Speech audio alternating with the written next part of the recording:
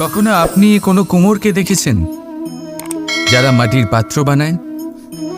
প্রথমে সে ভিজে মাটি মাখে, তারপর তাকে গড়ে, তারপর তাকে চাকায় দিয়ে সঠিক আকার দেয়। যদি আকার ঠিক না হয় তা তক্ষুনি ঠিক করে দেয়, কারণ সে এটা জানে যে একবার এটা আগুনের তাপে দিয়ে দিলে, একবার এটা শুকিয়ে গেলে তারপরে এর আকার কখনোই বদলানো যায় না। এখানে লুকিয়ে আছে একটা শিক্ষা, সমস্ত মাতা পিতার জন্য একটা শিক্ষা। মাতা পিতাও তো এরকমই হন, তাদের নিজেদের সন্তানকে সঠিক সময় মতো শ্রেষ্ঠ শিক্ষা দেওয়া উচিত।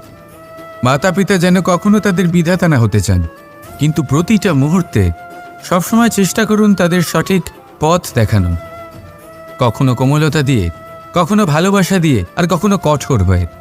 তার জীবনকে, তার ব্যক্তিত্বকে আকার দেওয়ার চেষ্টা করুন, কারণ যেমন মাটি একবার শুকিয়ে গেলে তারপর সেই পাত্রের আকার বদলানো যায় না, ঠিক সেইভাবেই আয়ুর বৃদ্ধির সাথে সন্তানের শিক্ষা কখনোই বদলানো যায় না। তা মনে রাখবে। রাধা রাধা।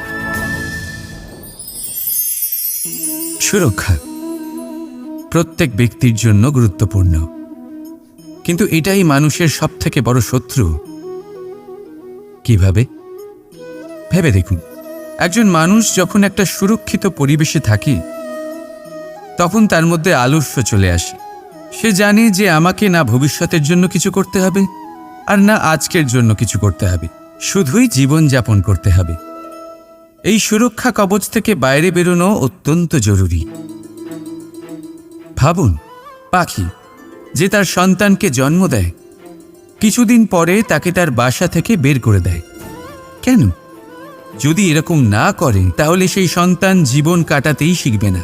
যদি তাকে ডাল থেকে নিচে না ফেলে দেয়, সেই সন্তান উড়তেই শিখবে না, তার পাখনা শক্তিশালী হবেই না, সে তার নিজের বাসা তৈরি করার চেষ্টাই করবে না। পাখি তার বাসা তখন তৈরি করে যখন তার অভিভাবক তাকে ত্যাগ করে।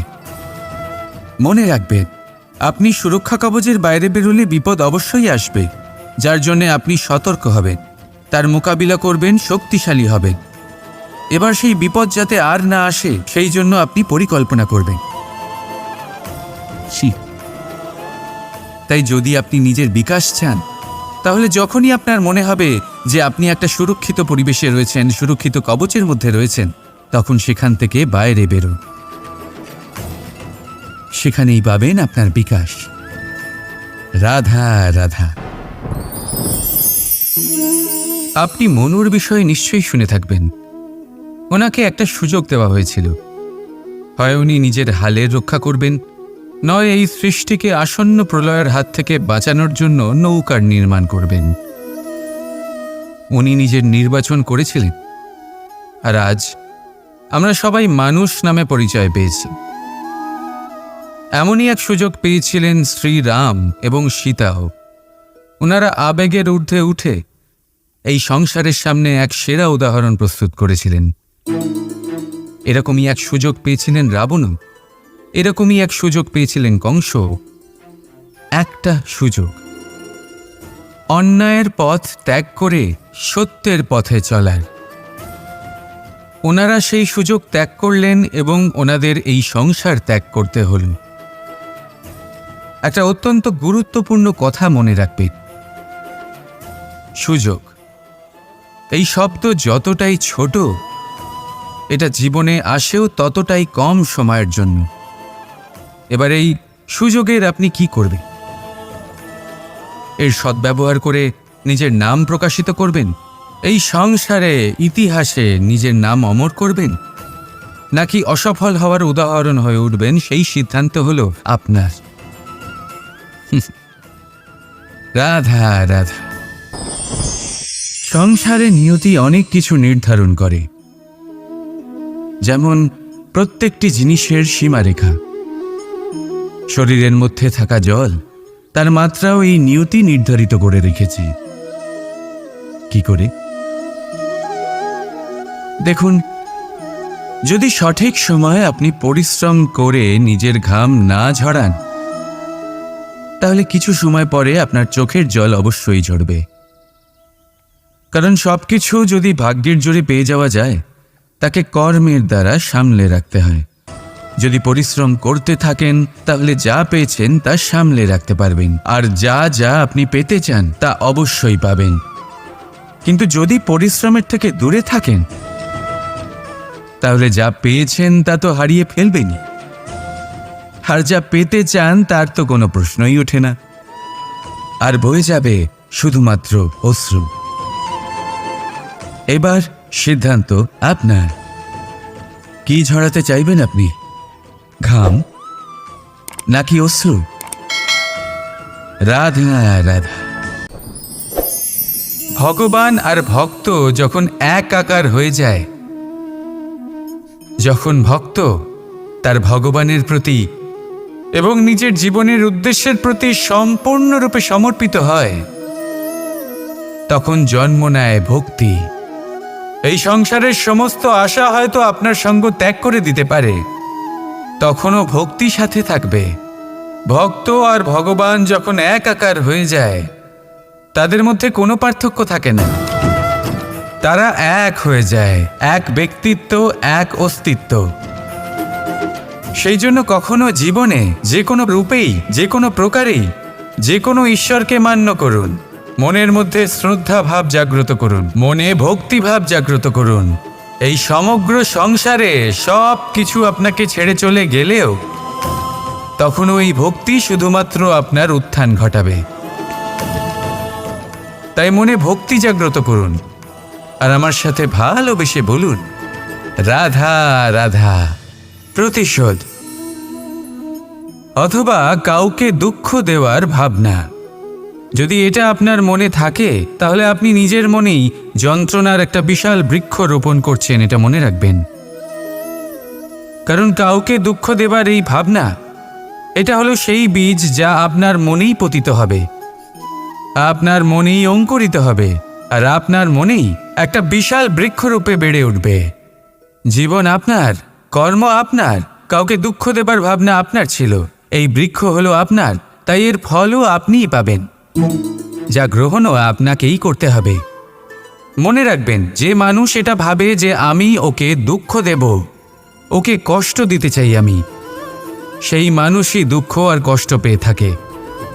যদি সেই জায়গায় আপনি এটা ভাবেন যে আমি কাউকে সুখী করে তুলতে চাই, কাউকে সুখ প্রদান করতে চাই, তাহলে তারও বীজ আপনার মনেই রোপণ হবে, বৃক্ষে পরিণত হবে, যার ফলও আপনিই পাবেন।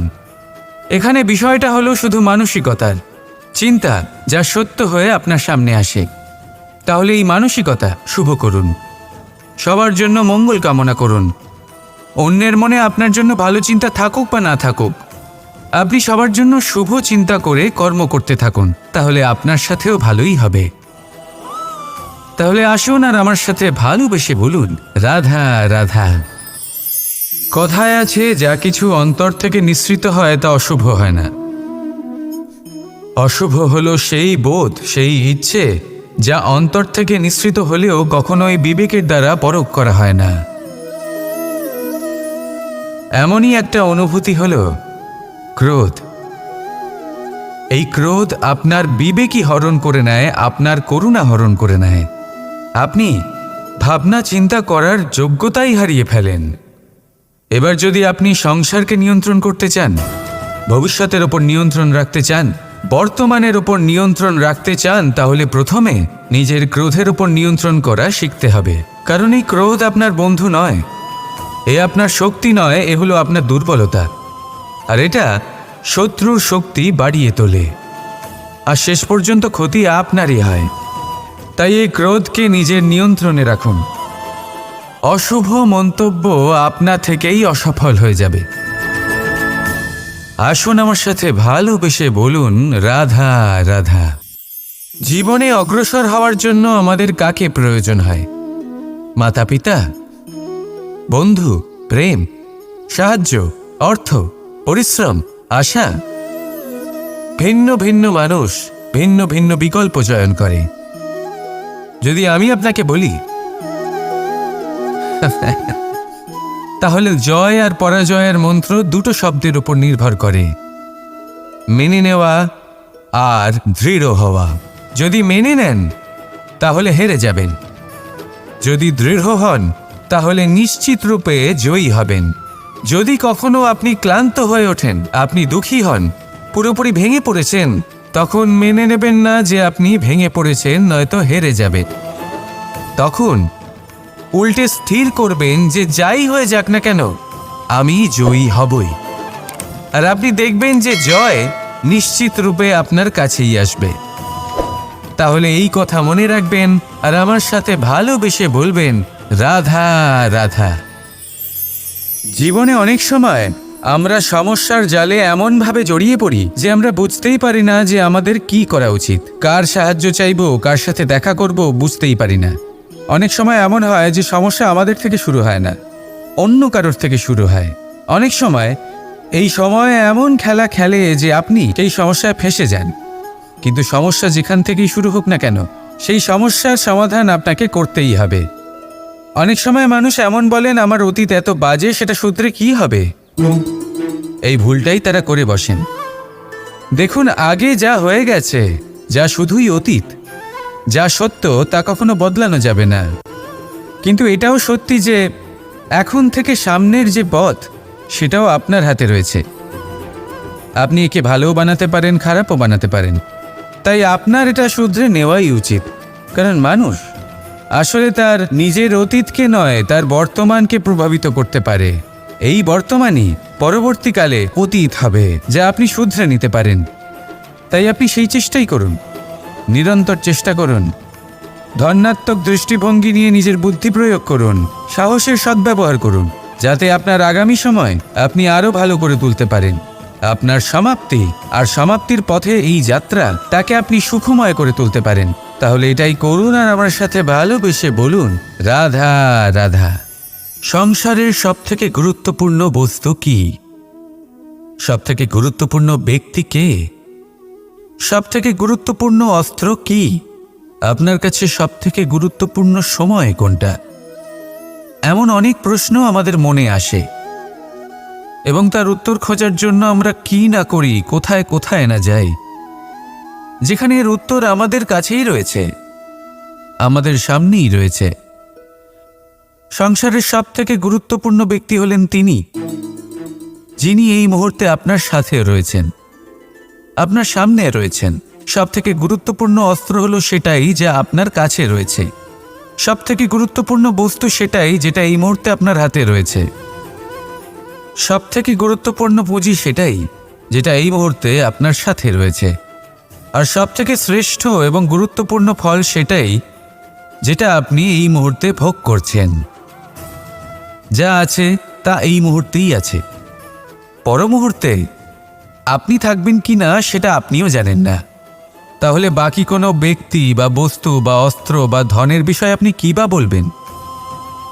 জীবন যদি থাকে তাহলে তা এই মুহূর্তে আছে, বর্তমানে আছে। অন্য সবই ভাবনা এবং কল্পনা মাত্র। তাই এই জীবন উপভোগ করুন, শুধু আনন্দই আনন্দ পাবেন। আসুন আর আমার সাথে ভালোবেসে বলুন, রাধা রাধা। এই ফলটা দেখছেন আপনি? এটা সেই ফল যেটা গাছের সবচেয়ে উঁচু ডালে পাওয়া যায়। কিন্তু যখন এটা খসে পড়ে, তখন এটা আকাশের দিকে যায় না যা ওপরে আছে, সে যায় সেই ভূমির দিকে যে নিচ থেকে তার দিকে তাকিয়ে থাকে। কেন? কারণ এই ফলের নিজের উচ্চতার ধারণা মাটির থেকে নিজের দূরত্ব দেখে হয়। এই ব্যাপারটাই আমাদের মানুষের জন্যও খাটে। যদি আপনি সম্পন্ন হন, তাহলে তাদের সাহায্য অবশ্যই করবেন যাদের সামর্থ্য আপনার থেকে কম, যাদের সাহায্যের অত্যন্ত প্রয়োজন। আপনার সামর্থ্য বেশি কারণ তাদের আপনার থেকে সামর্থ্য কম। দেখুন, জীবনে আনন্দ শুধু বড় হওয়ায় নয়, বরং তাদের সাহায্য করেও আছে যারা কোনো কারণবশত আপনার থেকে নিচে রয়ে গেছেন। আর যখন একটা ফল এই কথাটা বুঝতে পারে, তখন আপনি নয় কেন? রাধা রাধা। সময় বড়ই বিচিত্র অনুভব দেয়। যখন অপেক্ষা করছেন তখন অনেক লম্বা হয়ে যায়, প্রতিটা মুহূর্ত একটা গোটা দিনের মতো মনে হয়।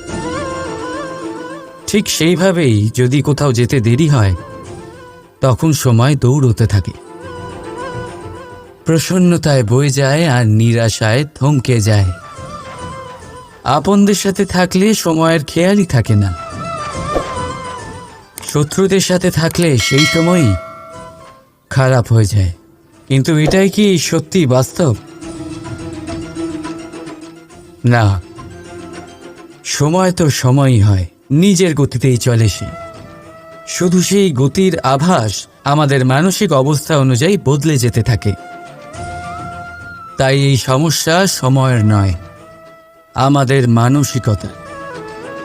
তাই নিজেকে খুশি রাখুন, অন্যদেরও খুশি রাখুন। আগের সমস্ত ঘটনা ভুলে যান আর একটা উজ্জ্বল ভবিষ্যতের দিকে অগ্রসর হন। সময় সব সময় ভালোই লাগবে। প্রেম করুন সবার সাথে, সময় সব সময় সুখেই কাটবে। রাধা রাধা। অগ্নি জীবনে খুব মহত্বপূর্ণ হয়। এই অগ্নি উজ্জ্বলতা হয়ে আমাদের জীবিত রাখে। কিন্তু ভাবুন, যদি এই উজ্জ্বলতা ক্রোধের অগ্নি হয়ে দিকভ্রষ্ট হয় তাহলে কি হবে? একটা ছোট পাতা দিয়ে শুরু করে গোটা বনকে ছারখার করে দিতে পারে।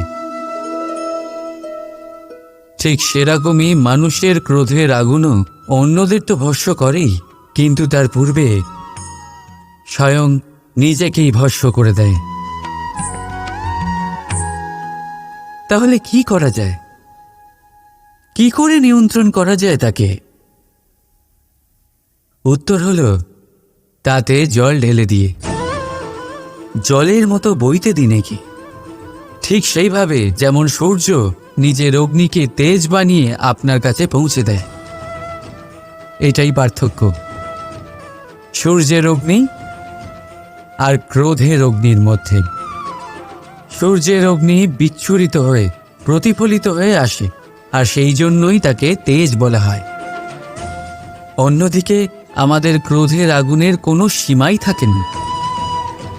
তাহলে নিজের অন্তরের শক্তিকে ক্রোধের আগুন বানিয়ে জ্বালাতে চান, নাকি উজ্জ্বলতা বানিয়ে বিস্তারিত করতে চান? সিদ্ধান্ত আপনার। রাধা রাধা। এই সংসার অনেকটাই বড়, আর আমরা তার কাছে অত্যন্ত নগণ্য। এই সংসারে এমন অনেক মানুষ পাওয়া যায় যারা বোঝান যে এই সংসারটা কতটা বড়, কতটা অদ্ভুত, কতটা সুন্দর। আর এই সংসার রচনা করে পরমেশ্বর কত মহান এক কাজ করেছেন। কিন্তু আপনি এই জীবনে মাত্র কয়েকজন মানুষকেই পাবেন যারা আপনাকে এটা বলবেন যে এই সংসারে আপনি কতটা গুরুত্বপূর্ণ, আপনি কতটা অদ্ভুত। যদি আপনি তাদের সাথে থাকেন তাহলে তারা নতুন কিছু সৃষ্টি করতে পারে, এই সংসারকে আরও কতটা পবিত্র করতে পারেন। তাই এই সংসারকে গুরুত্ব না দিলে সেই মুষ্টিমেয় কিছু মানুষকে গুরুত্ব দিন, কারণ তারাই হলো আপনার আপনজন, আর তারাই আপনাকে সঠিক পথে চালিত করবে। মানুষকে তো বর্ষার স্রোতও বয়ে নিয়ে যেতে পারে, তাকে সাগরও ডুবিয়ে দিতে পারে, কিন্তু গঙ্গা জল সবচেয়ে বেশি শুদ্ধ, কারণ তার কয়েক ফোঁটা মানুষকে মুক্ত করে দেয়। রাধা রাধা। এ হলো একটা পাতলা সুতো। ভাবছি যদি এটা দিয়ে আমি পোশাক বানাই তাহলে নিজের জন্য কত সুন্দর একটা পোশাক বানাতে পারবো। কিন্তু যদি এটা আমি